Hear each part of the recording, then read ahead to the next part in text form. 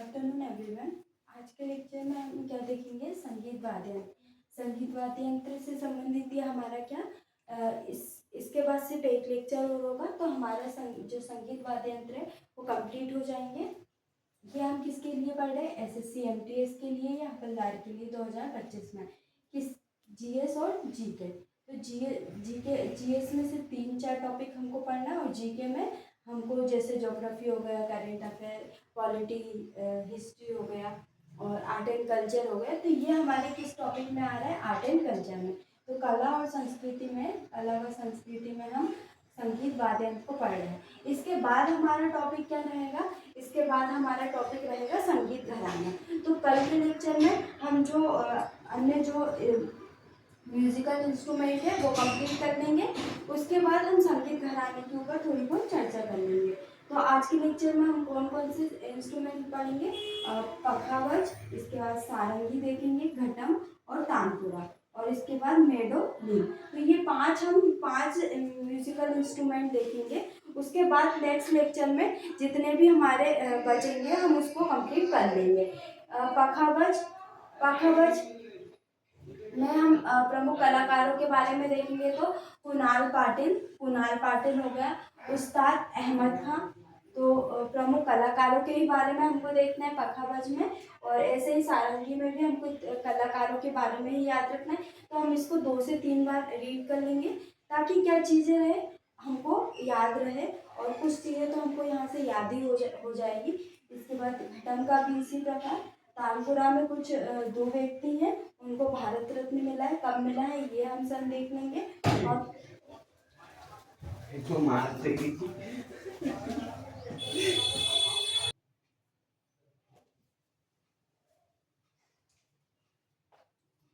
पखावज देखेंगे। पखावज में प्रमुख कलाकारों के बारे में देखेंगे, सारंगी के कलाकारों के बारे में, घटम के कलाकार और तानपुरा के कलाकार और मेडोली।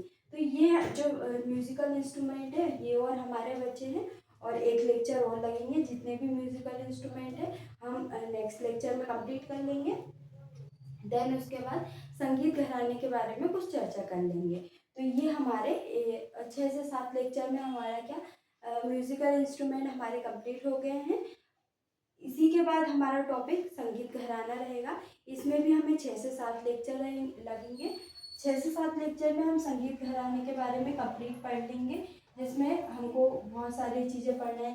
शास्त्रीय संगीत हो गया, शास्त्रीय संगीत में हिंदुस्तान घराना और कर्नाटक घराना, और भी चीज़ें हैं जो हमको संगीत घराने में पढ़ना है, जिसमें हम म्यूज़िक के बारे में देखेंगे। ये म्यूज़िक इंस्ट्रूमेंट और उससे संबंधित कलाकार या वादक के बारे में हम पढ़ रहे हैं। अब हमको संगीत घराने के बारे में, जैसे ग्वालियर घराना हो गया। ग्वालियर घराने के अंदर ग्वालियर घराना सबसे पहला घराना है, और ग्वालियर घराने के अंतर्गत ही इंदौर घराना आता है ना। उसके बाद बनारस घराना, ये कहाँ पे? उत्तर प्रदेश में। इंदौर घराना मध्य प्रदेश में है ना। तो ये सारी चीज़ें हम संगीत घराने के अंतर्गत पढ़ेंगे, और ये कल के लेक्चर में हम थोड़ी बहुत स्टार्टिंग कर ही लेंगे, बेसिक चीज़ें पढ़ लेंगे, और जो हमारा संगीत वाद्य यंत्र है उसको हम कंप्लीट कर लेंगे। बाकी इसके बाद थर्ड लेक्चर से संगीत घराना स्टार्ट करेंगे। तो हमारे 6 से 7 लेक्चर में इसको हम कवर कर देंगे। तो ये हमारे सिर्फ ये टॉपिक रहेगा आर्ट एंड कल्चर में, और मंदिर वाला टॉपिक। तो ये 2 टॉपिक और रहेंगे।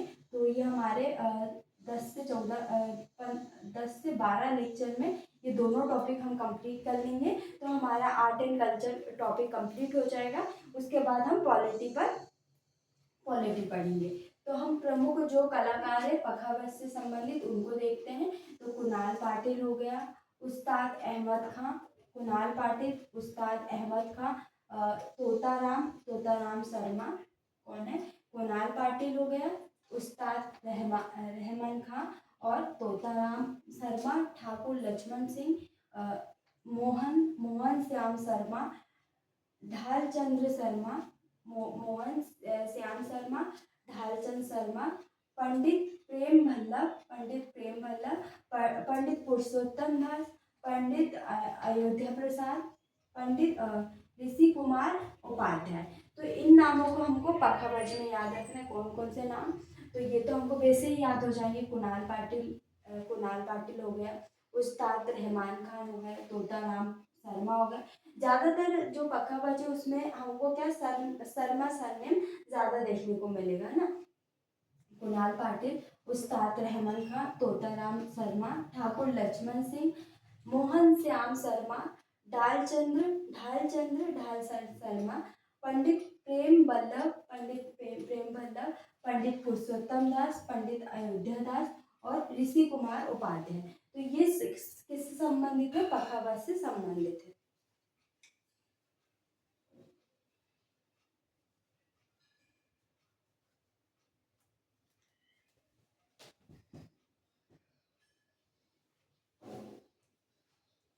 इसके बाद हम देखेंगे सारंगी। तो सारंगी कलाकार में संपूर खान, पंडित राम नारायण, इलियास खां, रमेश मिश्रा, सुल्तान खां, उस्ताद बूंदी खां, सबरी खान और सुहानी यूसुफ खान, मुराद अली खां और मोइनुद्दीन खां, संगीत मिश्रा। संगीत मिश्रा नहीं, ये संगीता मिश्रा होंगी, है ना, संगीता मिश्रा। तो ये जो सारंगी है, सारंगी में हमको ज़्यादातर क्या है, खान सरनेम से संबंधित लोग मिलेंगे, है ना, खान और मिश्रा। तो हमें ऐसे भी इनको याद कर सकते हैं ना। संपूर खां हो गया, पंडित राम नारायण हो गया ना, इलियास खां हो गया, है ना, इलियास खां, रमेश मिश्रा। इसके बाद सुल्तान खां हो गया, उस्ताद बुंदे खां हो गया, सबरी खां। इसके बाद सुहानी यूसुफ खां और मुराद अली खां, मोइनुद्दीन खां और संगीता मिश्रा। तो ये किससे संबंधित कलाकार है? ये सारंगी से संबंधित प्रमुख कलाकार है। इसके बाद देखेंगे घटम। तो घटम के बारे में पढ़ेंगे।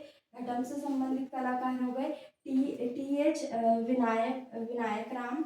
इनको क्या ग्रैमी अवार्ड मिला है? तो इनके बारे में हमको याद रखना है। जो टी.एच. विनायक राम है, उनका संबंध घटम से है और इनको ग्रैमी पुरस्कार मिला है। इसके बाद E.M. सुब्रमण्यम, इसके बाद बिक्कू विनायकम, T.N. राधाकृष्णन और गिरिधर उडुबा।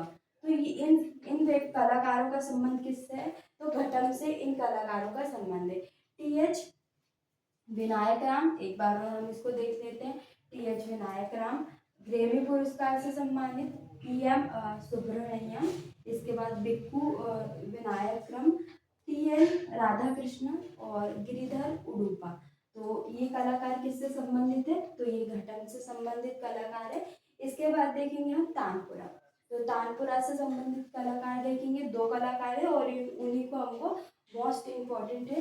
भीमसेन जोशी को भारत रत्न कब मिला था? तो भीमसेन जोशी को 2008 में भारत रत्न मिला।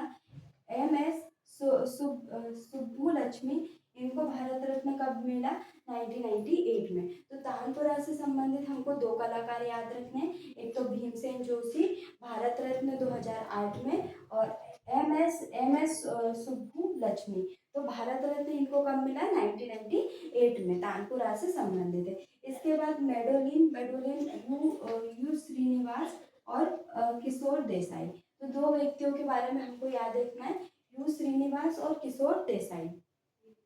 मेडोलिन में यू श्रीनिवास और किशोर देसाई, दो व्यक्तियों के बारे में याद रखना है। तानपुरा में भी हमको दो व्यक्तियों के बारे में, भीमसेन जोशी भारत रत्न 2008 में और MS सुब्बुलक्ष्मी भारत रत्न 1998 में। तो ये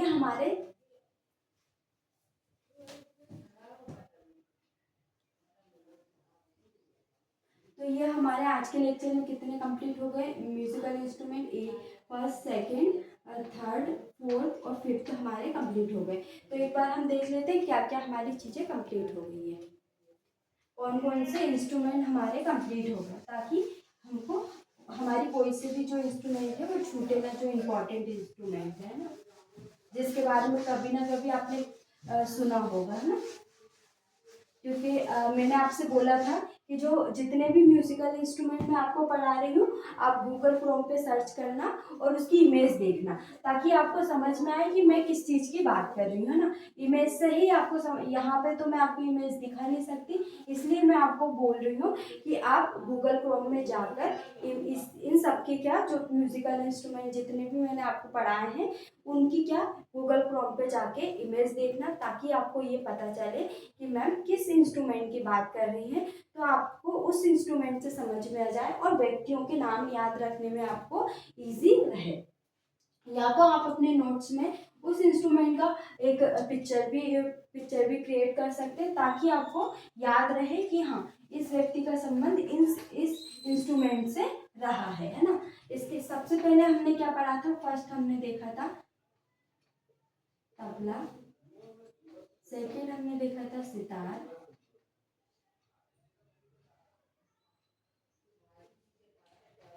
बांसुरी, शहनाई, इसके बाद वायलिन हो गया, वीणा हो गया,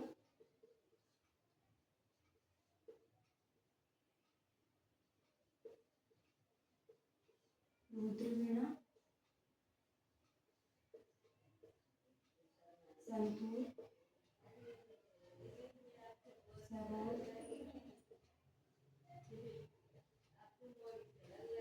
सरोद के बाद सरोद हमारा, इसके बाद पखावज, सारंगी, घटन, तानपुरा, मेडोली। हमारा एक इंस्ट्रूमेंट और रह गया है, तबला हो गया, सितार हो गया, बांसुरी, शहनाई, वायलिन, वीणा और रुद्रवीणा, संतूर, सरोद और इसके बाद पखावज, सारंगी, घटम, तानपुरा और मेडोलिन। ये तो हमने आज ही पढ़े। तो हमारे ये 14 इंस्ट्रूमेंट हो गए। मे भी एक इंस्ट्रूमेंट हमारा छूट रहा है, तो हमारे 15 इंस्ट्रूमेंट हो गए। और भी आगे के लेक्चर में आगे जो भी इंस्ट्रूमेंट बचे हैं वो मैं नेक्स्ट लेक्चर में आपको कंप्लीट कराऊंगी। और जो संगीत घराना है, संगीत घराना से संबंधित चीज़ें भी मैं आपको बता दूंगी। संगीत घराने से संबंधित बहुत सारी चीज़ें इनको डिवीज़न में बांटा गया है। जैसे सबसे पहले क्या बोला गया है, सबसे पहले शास्त्रीय संगीत है। शास्त्रीय संगीत को भी दो भागों में बांटा गया है। एक हिंदुस्तानी संगीत हो गया है ना, हिंदुस्तानी संगीत हो गया, और एक हो गया कर्नाटक संगीत, है ना। ये इसका जन्म क्या कब हुआ, बाद में हुआ कर्नाटक संगीत का। इसमें भी हम बहुत सारी डिवीज़न देखेंगे। तो ये जो बेसिक चीज़ें हैं संगीत घराने की, मैं आपको कल के लेक्चर में इसको बता दूंगी। और जो बाकी के म्यूजिकल इंस्ट्रूमेंट है हम नेक्स्ट लेक्चर में इसको कंप्लीट कर लेंगे।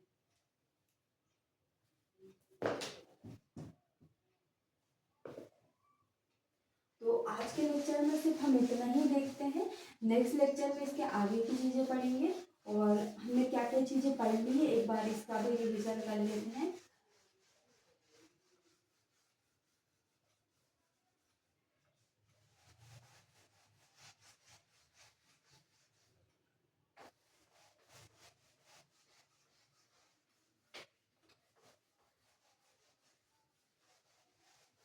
तो सिर्फ हम आर्ट एंड कल्चर का ही देखेंगे कि हमने क्या क्या चीज़ें पढ़ी।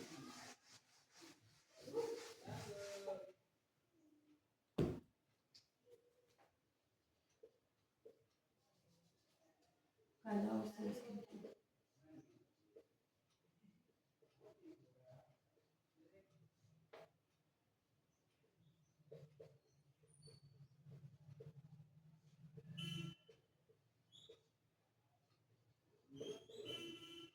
लोक नृत्य, शास्त्रीय नृत्य कंप्लीट हो गया, लोक नृत्य। इसके बाद हमने त्योहारों, उत्सवों, मेलों, इसके बाद डायरेक्ट हमने संगीत वाले में,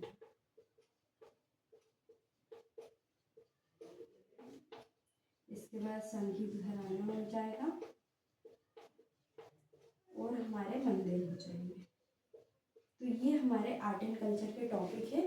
तो फर्स्ट संगीत, शास्त्रीय संगीत कितने हैं, 8 हैं, ये हमने अच्छे से देख लिए थे। सेकंड लोक नृत्य में हमने क्या देखा था, हमने अनुष्ठानिक ये सब चीज़ें देखी थी, त्योहार में भी हमने अच्छे से पढ़ा था।